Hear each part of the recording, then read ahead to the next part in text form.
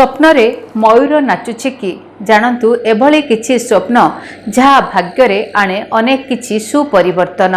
नमस्कार, स्वप्न रहस्यर एही अध्याय को आपण समस्त को स्वागत करुछि। मु अनी शतपथी। दर्शक बंधु, स्वप्नर महत्व खूब अधिक अटे।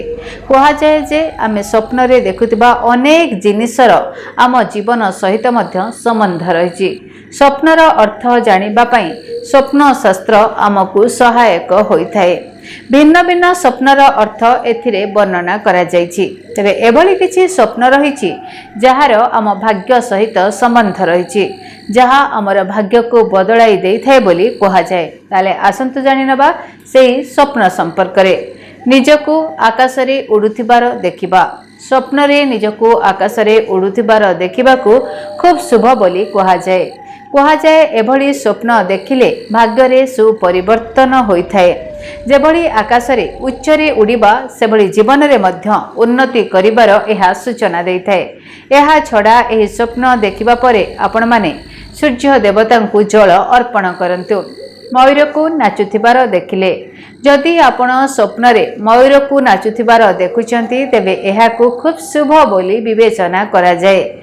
यह जीवन रे हस खुशी सुख समृद्धि आनी थाए, धन संपत्ति वृद्धि होई थाए। एही स्वप्न देखिले अन्य काहारी को जणाइबा उचित नुह। गछरे पानी देबा।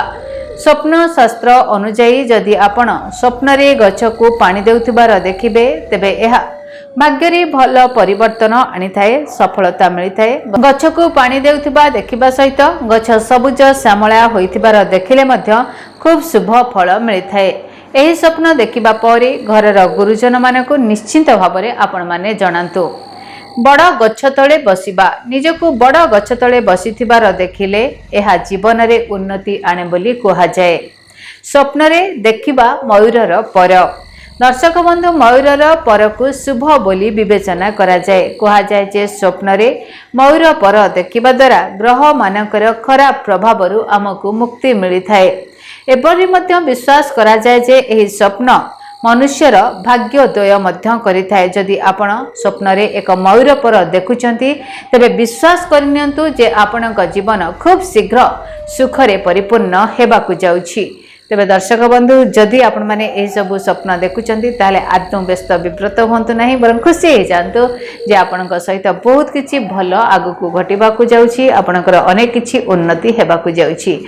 तेबे आज पय मते विदाय दियंतु। धन्यवाद, नमस्कार। जदि आपणक जीवन रे व्यक्तिगत पारिवारिक समस्या, कर्मक्षेत्र नियुक्ति, वैवाहिक समस्या, वास्तु दोष एवं माली मकदमा आदि समस्या थाए ताहेले समस्यार समाधान और परामर्श पाई आमको जोगाजोग करंतु। ज्योतिर्विद doctor Bhabani Shankar Mahapatra, Budheswari colony, plot number 26, Bhubaneswar. Phone number 9776833302 9439444924।